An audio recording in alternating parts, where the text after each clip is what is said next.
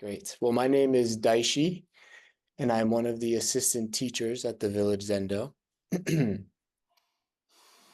I practiced for many years in New York City, and then many more years from a distance. So when I log into the digital Zendo, it's always nice to see both familiar faces and new ones. So hello. Now I live in Boston with my family, and shortly after arriving here, I started an affiliate sitting group. And our Zendo, where I am speaking to you from now as part of our own zazen kai, is also a school. The Zendo is open to everyone, so if you find yourself in Boston, please come and practice with us. So far, our Sangha is primarily made up of parents, grandparents, teachers of students, and on one or two occasions, the children of this school themselves.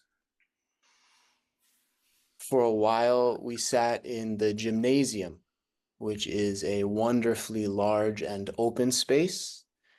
But most recently, we have been practicing together in one of the third grade classrooms, where I am also speaking to you from today. We use the pre-kindergartners' rest pads as zabutons. And a couple of Sangha members have their own benches or zafus. And otherwise, we use some cushions that I've acquired over the years, or chairs from the school to sit on. Through the generosity of this Sangha, we now have some Dana funds that I will use to purchase some more supplies over summer break, maybe a few more cushions, or a bell to complement the one Tibetan singing bowl that I have that I bought myself when I was a teenager. One of our Sangha members is a teacher here, and this is actually his third grade classroom. And not only does he allow us to use his room, but he allows me to keep our Dharma supplies in the classroom closet during the week, which is incredibly helpful. We sit together on Tuesday evenings. I try to arrive at about 5:15. We leave our shoes outside the classroom. We tidy up the room a little bit if needed, and then I set up a simple altar. It's a little flower or a leaf found on my way to school or selected by someone from our community, a small bowl of water, another bowl of incense, that is, I must say, wonderfully and appropriately filled with sand from the indoor sandbox on the first floor. A candle, a small Buddha sculpture, and it's all sitting atop a beautiful cloth that Roshi gave me during my Shuso ceremony. At about 5:40 p.m., we strike the Han, and then we sit 2 periods of zazen, interspersed with a short kinhin, and then conclude with an open sozan, the 4 vows, and the evening gata. We put everything away, and the room is ready again for class on Wednesday morning. So as I mentioned, I've practiced from a distance for some time, and so an accentuated thread of practice for me has always been about my relationship to you, to New York City, and also how to integrate and create cohesiveness between my formal Zen practice and the Zendo of my home and everyday life. I am sure that this is a koan familiar to many of you. But setting up this practice space is a new Dharma position and has put me into a new angle of appreciation for the Village Zendo and our New York City root Sangha and teachers. I'm fortunate that the well of respect and gratitude for all that you do and have done over there in New York City is never far from me.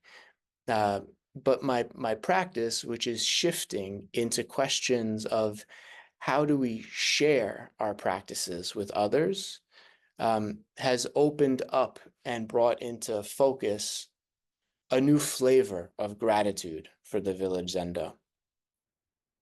And I'd like to use these two places of practice, or maybe it's three, here in Boston, there in New York City, and everywhere online, as a way to explore where does what we are looking for abide.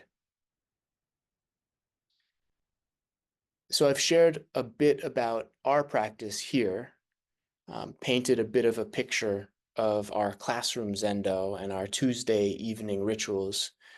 But how about the Village Zendo? What does practice look like over there?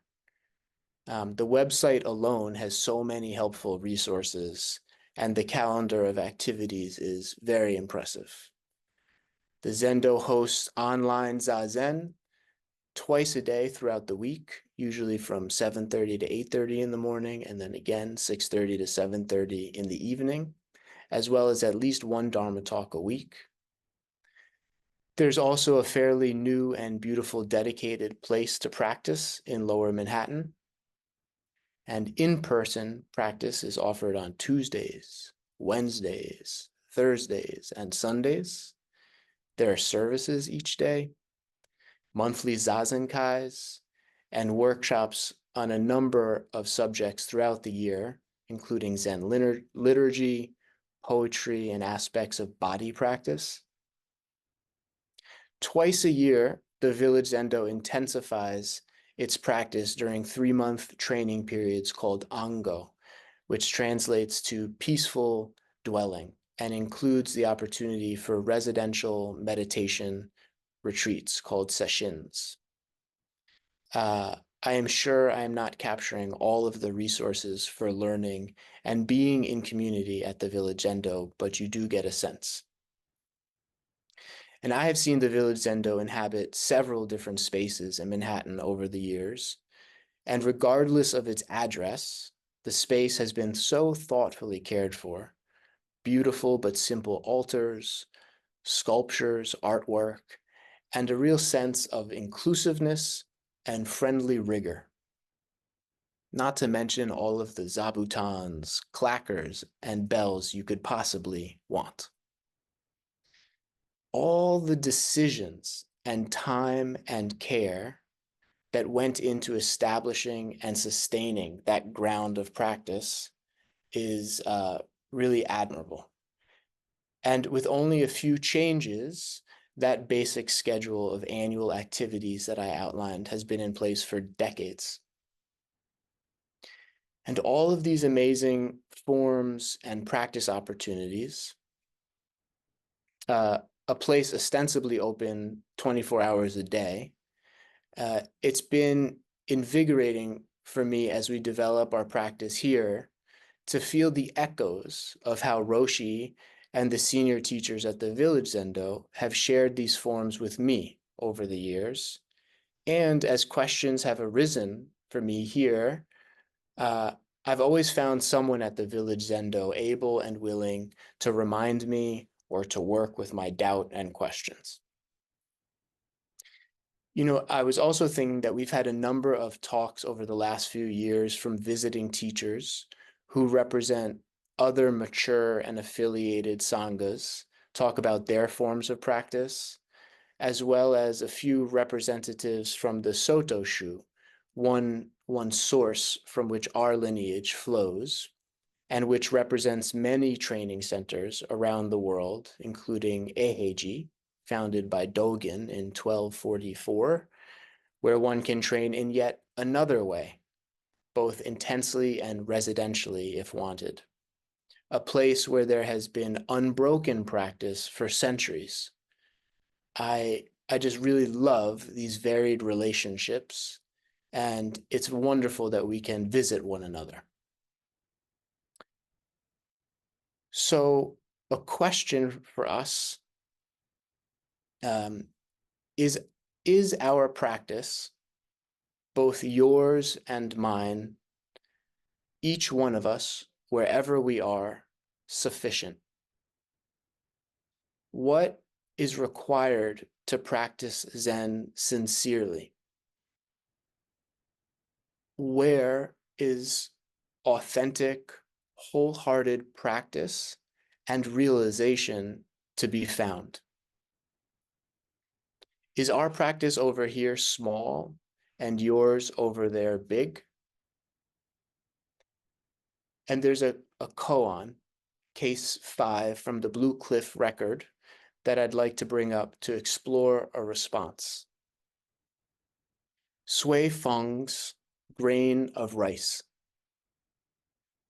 Hsueh Feng, teaching the community, said, "Pick up the whole great earth in your fingers, and it's as big as a grain of rice. Throw it down before you. If, like a lacquer bucket, you don't understand, I'll beat the drum to call everyone to look." Hsueh Feng, teaching his community, said, "Pick up the whole great earth in your fingers, and it's as big as a grain of rice." In this first line of the koan, we're offered an impossible command. Pick up the whole great earth in your fingers. How could I possibly use this blunt and confused instrument of the self with these banged up graspers that just go around grasping all day, every day, to possibly pick up the whole great earth? Or said another way, how can I, with my scattered mind, my limited ability and understanding, possibly come into the truth and find freedom? Where is it? And I think it's a real question. Where do we go to practice? Where do we go to practice realization? Isn't that question part of what animates us? Oh, it's Sunday. I will go to the Village Zendo to hear that talk. That is the place to practice. Oh, it's Tuesday. I better get to Croft and set up the Zendo. And maybe, on more subtle levels, this question animates us each time we return to our breath or a koan that we are working on during zazen. Ah, I'm drifting. I'm tired and distracted. Let me return to the internal place of my practice. Hsueh Feng directs us that it, the whole great earth, the absolute, freedom, is right here between our fingers and not separate from what is unfolding right now. In the commentary for this koan, we learned that Hsueh Feng was a rice steward. And I don't know about this specific position, but perhaps it is the same as saying he was a tenzo or a cook for the Sangha. He was responsible for feeding the monastics. And the commentary says, wherever he went, he would set up his lacquer tub and wooden spoon and serve as the rice steward, just for the sake of penetrating the matter. So I imagine that when Hsueh Feng was telling us that the whole great earth can be found between our fingers and in a grain of rice, there was not a hair's breadth of deviation from that response and where he was or what he was engaged in that very moment. Hands in his lacquer bucket, wholeheartedly cleaning rice. And I think this koan sees us. It sees an aspect of our human vulnerability to wonder if where we are and what we are doing is sufficient. And even more deeply, under that question, to wonder if who we are fundamentally is sufficient. Hsueh Feng's response for us to consider: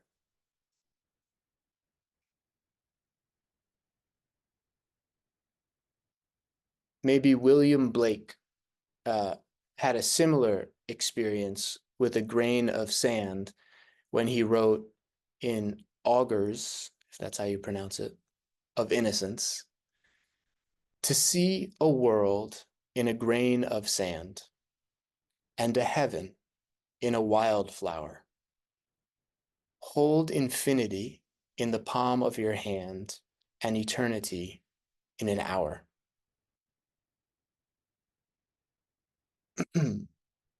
Another take on this great matter I found in a children's book in my house. It's a charming little book entitled Am I Small?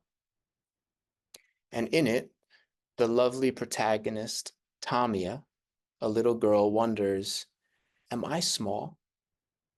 And she goes on a journey asking this question to various creatures, real and imagined.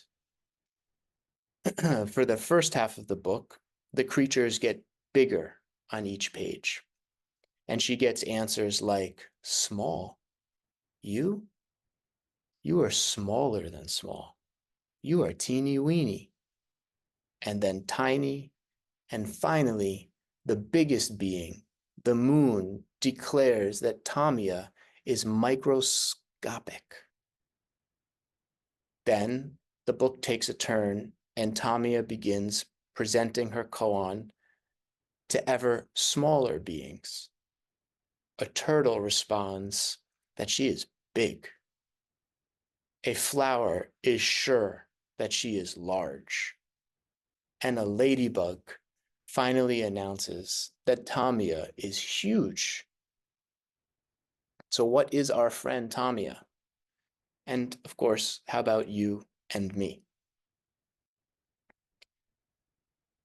The invitation of this koan is to look no further than one's life to find and encounter the whole great earth, the absolute, which encompasses both big and small.